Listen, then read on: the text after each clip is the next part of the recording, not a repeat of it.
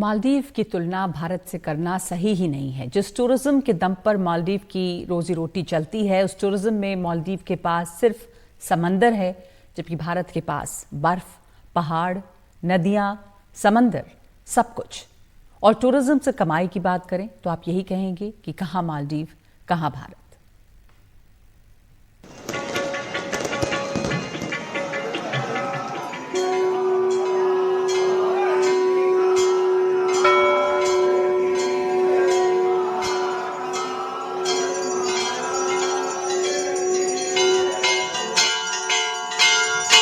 जहां धर्म की आस्था और विश्वास है, वहां पहुंचते हैं देश विदेश से लाखों पर्यटक, यानी धार्मिक टूरिज्म।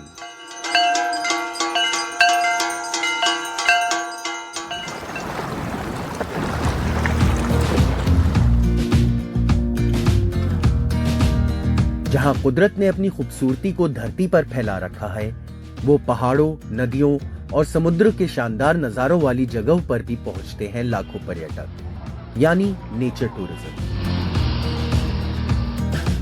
जिन स्थानों पर हजारों हजार साल का इतिहास समाया है, वहां अतीत के बिखरे पन्नों से बहुत कुछ समेट लेने के लिए पहुंचते हैं पर्यटक, यानी हिस्टोरिकल टूरिज्म।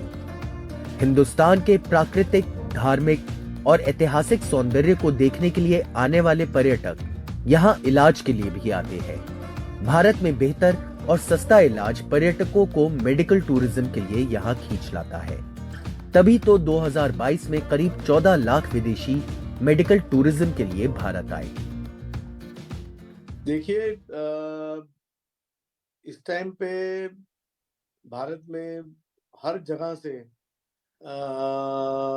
पेशेंट्स आ रहे हैं मेडिकल टूरिज्म के लिए, और उसका रीजन ये है कि यहाँ पर हर किस्म की सहूलियत मौजूद है जो कि उनकी अपनी कंट्रीज में नहीं है, और ओवरऑल जो खर्चा है वो भी यहाँ कम है। मेडिकल टूरिज्म की ही बात करें तो भारत टॉप 10 मेडिकल टूरिज्म वाले देशों में आता है। ओपन हार्ट सर्जरी भारत के अच्छे अच्छे अस्पतालों में 4 लाख रुपए में हो जाता है, जबकि थाईलैंड में यही सर्जरी 15 लाख रुपए में होती है, जबकि अमेरिका में इसका खर्च 80 लाख रुपए तक जाता है। भारत में 2017 से 2020 के बीच सबसे ज्यादा मेडिकल टूरिस्ट बांग्लादेश से आए। जिस मालदीव को मिर्ची लगी है, वहां से आने वाले मेडिकल टूरिस्ट दूसरे नंबर पर हैं। उसी तरह दूसरे नंबर पर ही इराक और अफगानिस्तान के लोग भी हैं। इनके अलावा ओमान, केन्या, म्यांमार और श्रीलंका से लोग मेडिकल टूरिज्म के लिए आते हैं, जिससे उनका एक पंथ दो काज हो जाता है। भारत में एक लोकसभा सीट पर जितनी आबादी आती है, उसकी 1/4 ही मालदीव की आबादी है।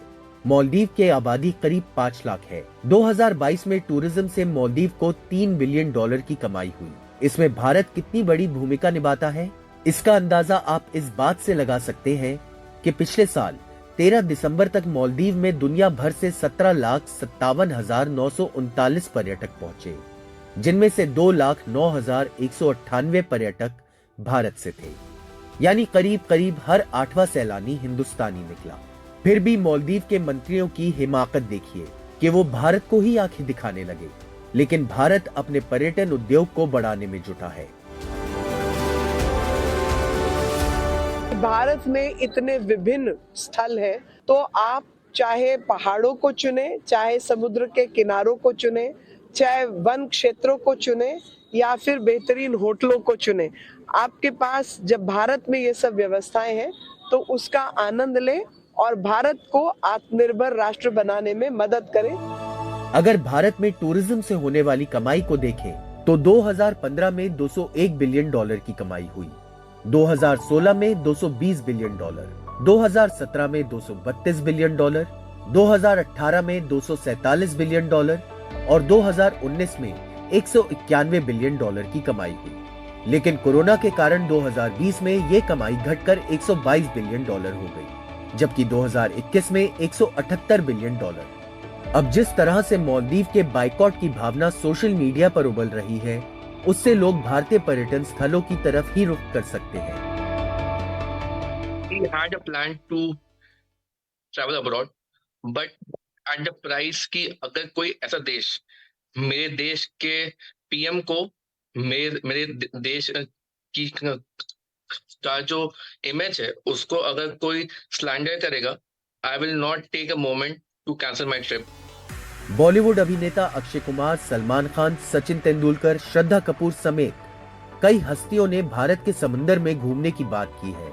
खुद लक्षद्वीप को लेकर सर्च बढ़ गई है।